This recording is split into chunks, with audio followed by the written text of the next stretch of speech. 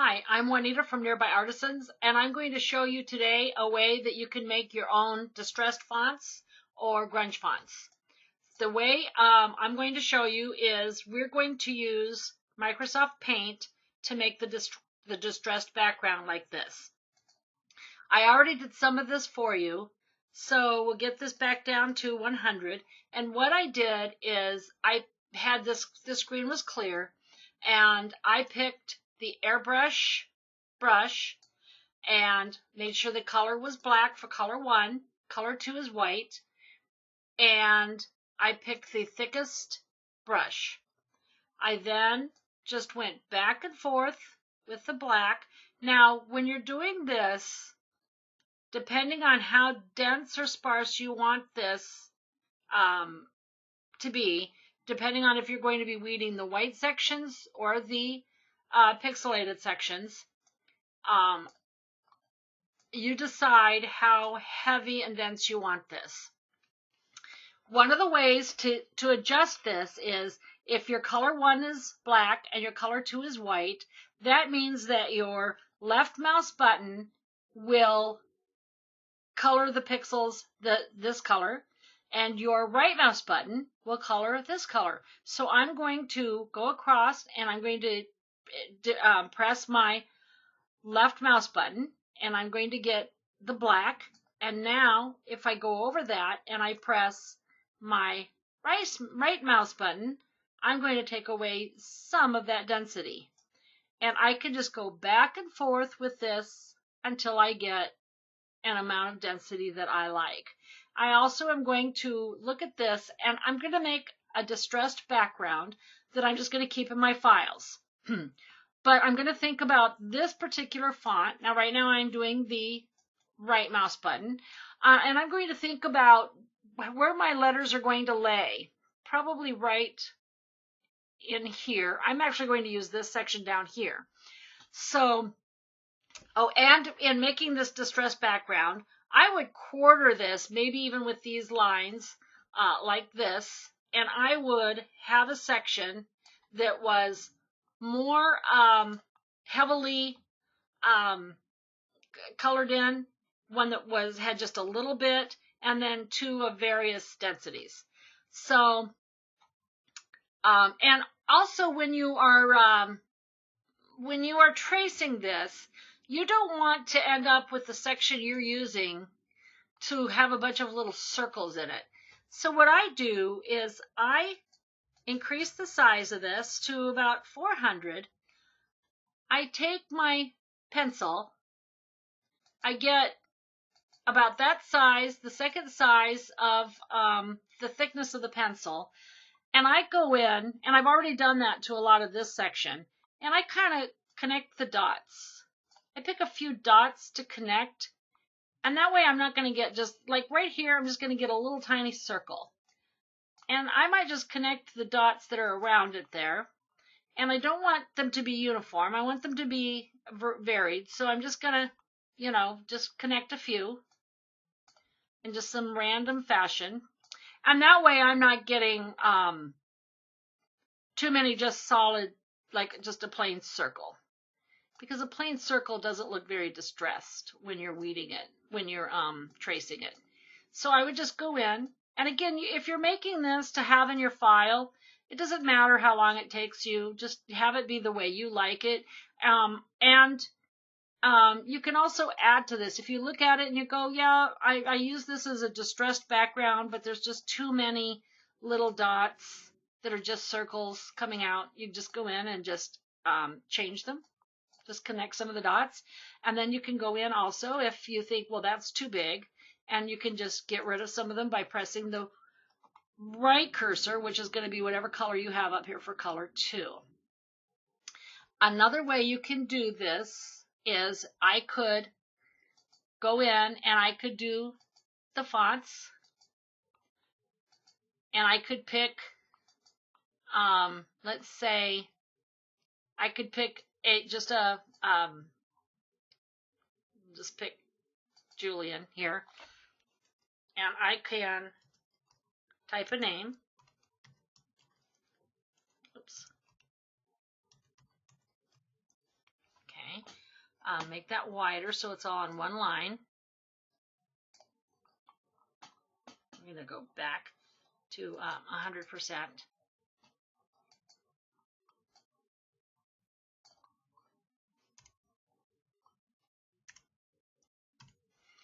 And I could, this way, choose my airbrush and go in, and I could just, with the white, pick little, and I could just do some distressing that way. But I don't like to do it this way, but this is an option if you wanted to see the distressed as you're doing it. And then you could save this. You would do this in a separate file. You would save the name, and then you would go in and pull it in your Silhouette software. Now I've already done that right here. And I'm going to pick a font. I'm going to pick a commercial-free font. Please pay for any commercial use for your fonts. Or make sure that there are no commercial charges. And if there are no commercial charges, make sure you use a font that does allow you to make changes and alter them. Some fonts, they say commercial free use, but don't alter my font. So just make sure what you're using. And especially if you sell these, make sure it's legitimate. I'm just going to go ahead and use the Courier. And I'm going to type in a name.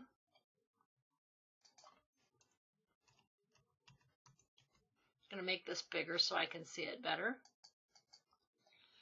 And I'm going to want to alter this. So I'm also going to have I want the lettering to be wider. I think I'm actually going to use, was that the Courier font? Yeah, I think I'm just going to use Courier New. Oh, that was Courier New. I'll probably just use Times Roman maybe. Yeah, I'm going to use Times Roman. But I'm going to make this be further apart because I'm also going to do an offset. And I want to make this fairly large because you want it large so that your distressed areas can be large. And I'm going to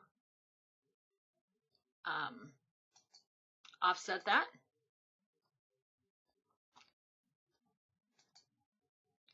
I want to make sure when I'm offsetting that I'm not getting any areas that touch. Like right here, this area is really close together, and just for the visual, I want it to be a little bit further apart than that.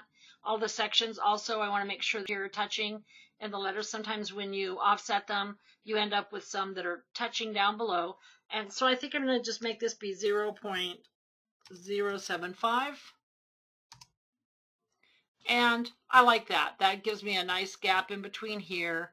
Nothing's touching. And I'm just going to pull out this the middle section here.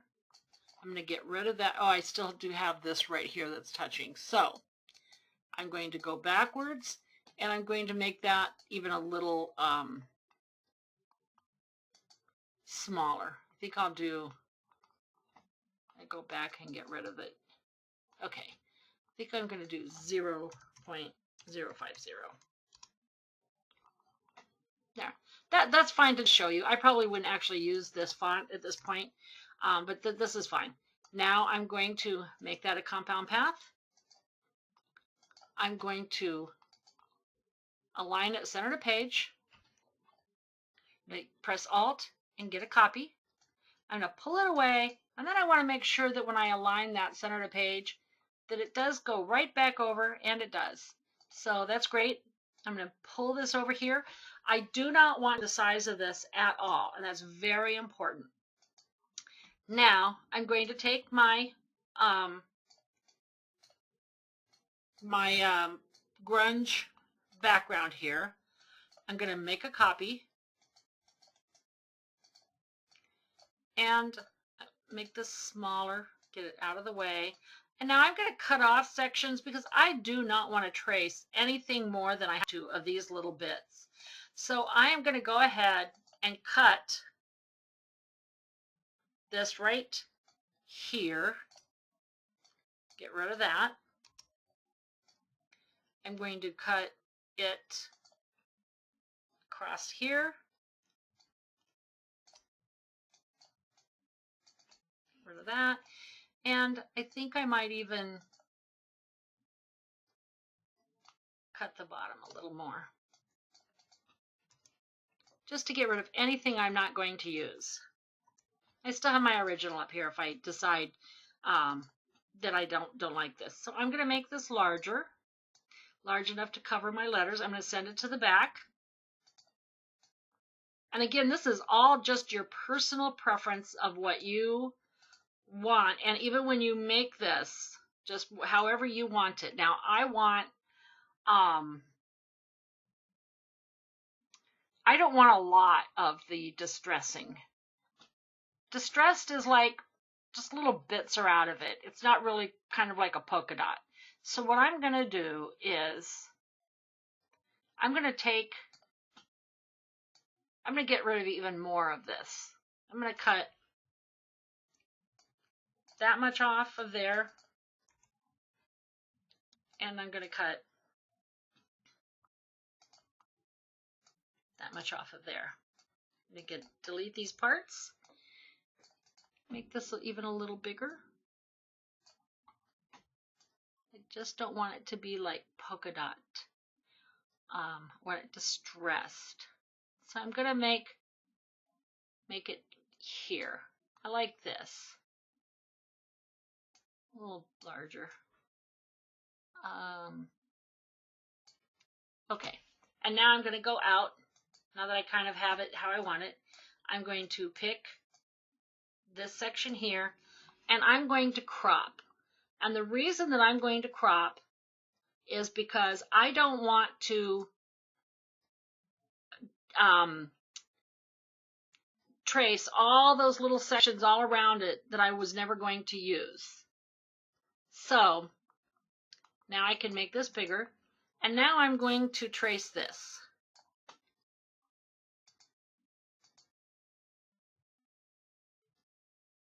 My trace area. And see, so it's not really polka dotted, it's just some section, and I'm going to take away some of these too. So I have my area to trace. I can get more if I want to increase the threshold. I can get it to that point, and I kind of like that. I like that being the, this is what's going to be out of it. I can decrease that, and I could have it be just that, or increase it and get a good amount. So I'm going to trace this. Now I'm going to take away my letters here. I'm going to go in and find those. Go in between these sections. And get rid of those. And now I'm going to go to my name here. And I'm going to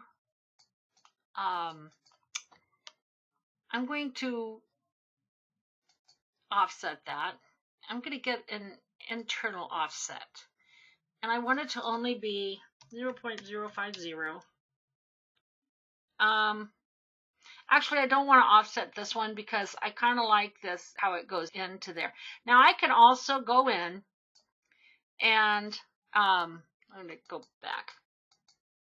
If I had just little amounts of the dots, I would go ahead and outline it, and that way you could more clearly see the name. But I kind of like this the way it is. Now I can go in and increase this and get rid of some of these little, and they go in and release the compound path. And I can get rid of some of these little bits and just delete them. I might not want all of those. You know, some of them are just too small to even cut. Some of them, there's just too much. You know, I want a little, I want like this section that's in there. But I'm going to clean this up a little bit. And I could do this to a whole alphabet and just do the alphabet at one time. And just use, use those. But yeah, I'm going to clean this up some. Let's see if I just took this. I wonder what this looks like. Well, that looks kind of neat. But I need some inside. So I'm just going to keep going. And I'm just going to get rid of some of these internal dots so that it's not quite so, I don't want it to be like dots. I want it to have a distressed look, a worn look. A look like some of these have been worn off. That's why I do kind of like these around the edge. And I want it to be just really basically aged. But I'm not necessarily wanting to weed all of these dots. And so I'm going to weed this as much as as much or as little of as I feel like taking out. Like I could take out that whole big section there, that whole big section. I can go in and still again see, like this is all one right here. This is all one. I can get rid of some of these little ones in here. And I'm just clicking on them and just hitting delete. And again, if I was going to use this a lot, I might just do the entire alphabet and then just have the whole alphabet. Pull it out as I'm using them. This is a perfect circle, so I'm definitely going to get rid of that. If I didn't get rid of that, I would probably at least make it a little, have maybe a little bit different shape to it. I don't think I would keep it a perfect circle, like something like that. And that's too much of a dot for me, too much. Anyway, so this is one of the ways to get a good grunge alphabet. Now let's say if I might get a better viewpoint of making that a compound path or grouping, either one, and then color it in and see what it would look like with some vinyl. Yeah, I like that.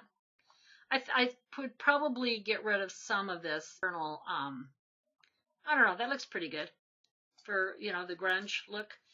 I think that most of the grunge, though, is on the edge. So I would probably concentrate more on the edge of,